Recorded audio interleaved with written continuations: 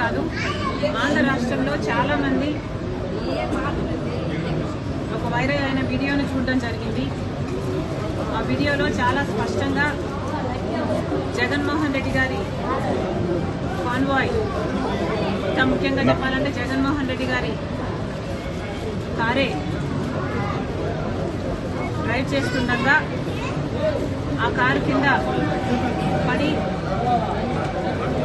ఒక మనిషి కొద్ది దూరం వరకు ఆ కారు అలాగే ఆ మనిషిని టైర్ కింద వేసుకొని ఈడ్చుకు వెళ్ళడం చూశాను. ఇంత బహిరంగంగా అందరూ కళ్ళ ముందు ఈ వీడియో ఇంత స్పష్టంగా కనిపిస్తుంటే ఇది ఫేక్ వీడియో అనడం హాస్యాస్పదం. నిజానికి ఒక కారు కింద ఒక మనిషి పడితే ఆ స్పృహ లేకుండా ఆ కారులో ఉన్న వాళ్ళు అలాగే ఆ కార్ని అలా డ్రైవ్ చేసుకుంటూ వెళ్ళి దానివల్ల ఆ మనిషి ప్రాణం పోవడం చాలా చాలా దారుణం. ఇది ఒక ఎత్తు అయితే తప్పు ఒప్పుకోకుండా క్షమాపణ చెప్పకుండా ఇది ఒక ఫేక్ వీడియో అని జనాలను మభ్యపెట్టే ప్రయత్నం చేయడం ఇంకా దుర్మార్గం. ఒకవేళ అంతకుముందు ఎస్పీ గారో పోలీసులో నాకు తెలియదు ఎవరు చెప్పారో, ఒకవేళ చెప్పారేమో కానీ ఎవిడెన్స్ తర్వాత బయటకు వచ్చిందేమో మనకు తెలియదు. కానీ స్పష్టంగా ఒక విషయం అయితే క్లియర్గా అర్థమవుతుంది. జగన్మోహన్ రెడ్డి గారు సైడ్ బోర్డు మీద నిలబడి జనాలకు షేక్ హ్యాండ్ ఇవ్వబోతున్నారు. అసలు పర్మిషన్ ఉన్నది 3 కార్లకి 100 మంది జనానికి అయితే జగన్మోహన్ రెడ్డి గారి కాన్వాయ్లోనే 50 కార్లు ఉన్నాయట.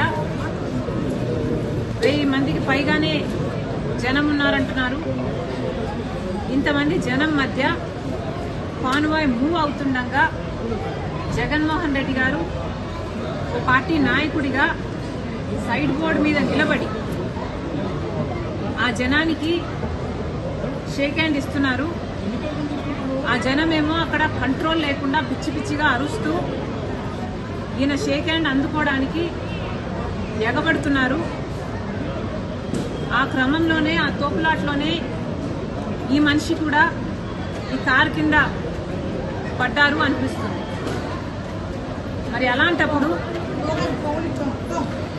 ఇలా సైడ్ బోర్డు మీద నిలబడి జనాలకు ఇలా షేక్ హ్యాండ్ ఇవ్వబోవడం తప్పు కాదా? జనానికి మీరు నమస్కారమో హలోనో చెప్పాలనుకుంటే ఒక సన్షేడ్ సన్ రూఫ్ ఉన్న బండిలో ఎక్కాలి, బస్ స్టాప్ లేకపోతే హెడ్ అప్ జనాలకు మీరు కనిపించేటట్టు ఉండాలి, మీరు నమస్కారం పెడుతూ పోవాలి. అంతేగాని సైడ్ బోర్డు మీద నిలబడి మీరు షేక్ హ్యాండ్ ఇచ్చుకుంటూ ఆ షేక్ హ్యాండ్ కోసం జనం పిచ్చి పిచ్చిగా అరుస్తూ మీ మీద పడుతూ మీ సెక్యూరిటీ మీద పడుతూ ఆ గుంపులో ఒక మనిషి మీ కారు మీ కింద పడి ఆ సోయ కూడా లేకుండా మీ డ్రైవర్ దాన్ని అలాగే ఈడ్చుకుంటూ ఆ బాడీని అలాగే లాక్కుంటూ వెళ్ళి నా కాన్వాయ్ దృశ్యాన్ని చూస్తే నిజంగా చాలా చాలా బాధేస్తుంది. ఇది మాటికి జగన్మోహన్ రెడ్డి గారి నిర్లక్ష్యం. నిజంగానే అసలు తలుచుకుంటే ఒక మనిషి కారు కింద పడితే ఆ మనిషిని అలాగే ఈడ్చుకుంటూ వెళ్ళడమే కాకుండా పక్కన జనాలు అప్పుడు అరిచినట్టున్నారు, కారు ఆగినట్టుంది, కనీసం ఏమైంది అన్న ఆలోచన లేకుండా ఆ మనిషిని లాగేసి పక్కన వేసేశారట. లాగి పడేసి పక్కన పడేసి ఈ కాన్వాయ్ ఇలాగే వెళ్ళిపోయిందట. అసలు మానవత్వం అన్న పదానికి మీకు అర్థమే తెలియదా? మీ అభిమానిగా, మీ కార్యకర్తగా, మీ పార్టీ కార్యక్రమానికి ఒక మనిషి వస్తే ఆ మనిషి మీ షేక్ హ్యాండ్ కోసమని ఆ గుంపులో పడి మీ కార్ కింద పడితే కార్ కింద పడిన వాడిని అలాగే ఈడ్చుకుంటూ టైర్ కిందనే, అది కూడా మెడ ప్రాంతంలో, హెడ్ అండ్ నెక్ ఈ ప్రాంతంలోనే కనిపిస్తుంది ఆ వీడియోలో. అయితే ఈడ్చుకుంటూ వెళ్ళి తీరా చుట్టుపక్కల వాళ్ళు ఆపమంటే ఆపి ఆ మనిషి కనీసం ఏమయ్యాడు, ఎలా ఉన్నాడు, ఆ మనిషి పరిస్థితి ఏమిటి అని కూడా ఎవరూ పట్టించుకోకుండా పక్కకు లాగి పడేస్తే ఈ కాన్వాయ్ అలాగే వెళ్ళిపోయిందట.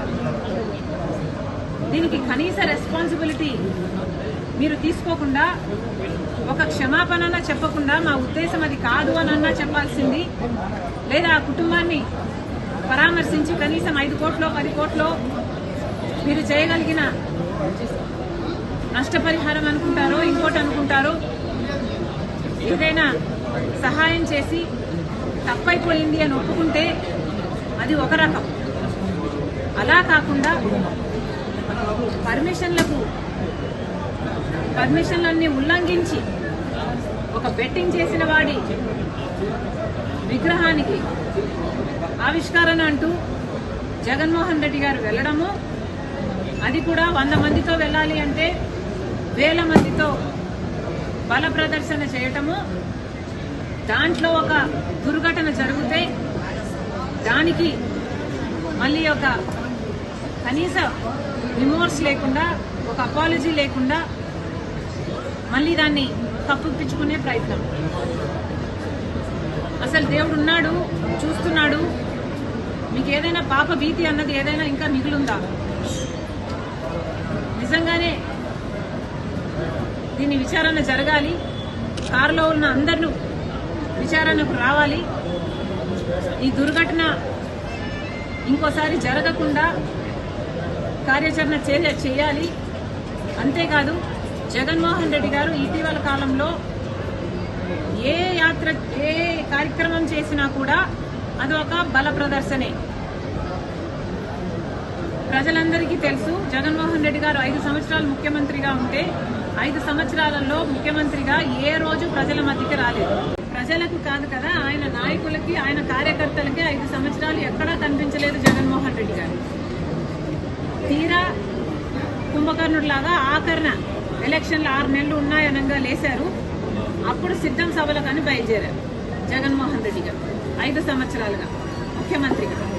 ఇప్పుడు అధికారం కోల్పోయారో లేదో, ఇప్పుడు ప్రతిదానికి ఒక కార్యక్రమం, ఆఖరికి బెట్టింగ్ చేసి ఒకడు చచ్చిపోతే ఆయనకి విగ్రహం కట్టారట, ఆ విగ్రహ ఆవిష్కరణ కూడా జగన్మోహన్ రెడ్డి గారు వెళ్తున్నారట. మీరు ఏం చెప్పదలుచుకున్నారు? ఇలా ఏ కార్యక్రమం చేసినా అది ఒక జన సమీకరణ, బల ప్రదర్శన. కేవలం అందుకోసమే కార్యక్రమాలు పెట్టుకుంటున్నారు. ఇదేదో ప్రజల కోసం కొట్లాడడానికి కాదు, ప్రజల సమస్యల మీద పోరాటం చేయడానికి, అంతకంటే కాదు. నాకింత బలం ఉంది, నాకింత డబ్బు ఉంది, నేను ఇప్పటికీ జన సమీకరణ చేయగలను అని బల ప్రదర్శన చేసుకోవడానికి మాత్రమే ఈ కార్యక్రమాలను వాడుకుంటున్నారు. మళ్ళీ చెప్తున్నా, ఇది సరికాదు. పోలీసులు 100 మందితో పర్మిషన్ ఇస్తే మరి 100 మందితో అక్కడ 100 మందికి దాటినప్పుడు పోలీసులు ఎందుకు అనుమతి ఇచ్చారు? అసలు అక్కడ జన సమీకరణ జరుగుతుంది అని పోలీస్ ఇంటెలిజెన్స్ కు ముందే తెలియదా? ఇది ఒక బల ప్రదర్శన కార్యక్రమంలా మారుతుంది అన్న విషయం పోలీసులు ముందే తెలిసినప్పుడు వాళ్ళు 100 మందికే పర్మిషన్ ఇచ్చి 3 బండ్లకే పర్మిషన్ ఇస్తే ఇన్ని బండ్లు బయలుదేరుతుంటే మరి పోలీసులు ముందే ఎందుకు ఆపలేదు? ఎందుకు హౌస్ అరెస్ట్ చేయలేదు? అన్ని ఆంక్షలన్నీ మా మీద మాత్రమేనా? కాంగ్రెస్ పార్టీ ప్రజల పక్షాన్ని ఏదైనా పోరాటం చేస్తే, విశాఖ స్టీల్స్ లో మేము దీక్షలు దిగితే, ఆమరణ నిరాహార దీక్షకు దిగితే దాన్ని భగ్నం చేస్తారు. లేదా మేము ఇంకొక సూపర్ 6 మీద పోరాటం చేయాలనుకుంటే హౌస్ అరెస్ట్ చేస్తారు. ఆంక్షలన్నీ కాంగ్రెస్ పార్టీకేనా? దత్తపుత్రుడైన జగన్మోహన్ రెడ్డి గారికి ఏ ఆంక్షలు ఉండవా? లేక జన సమీకరణ చేసినట్టు ప్రజలను కొనుక్కున్నట్టు పోలీసులు కూడా ఏమైనా కొనుక్కుంటున్నాడా?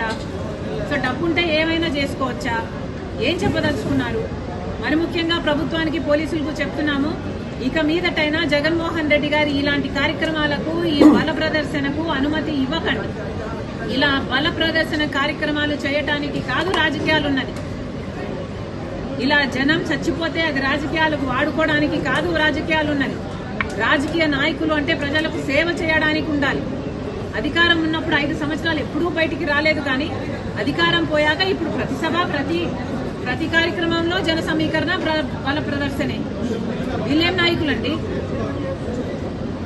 కాంగ్రెస్ పార్టీలో విభేదాలు వస్తున్నాయని చెప్పేసి అంటున్నారు. సీనియర్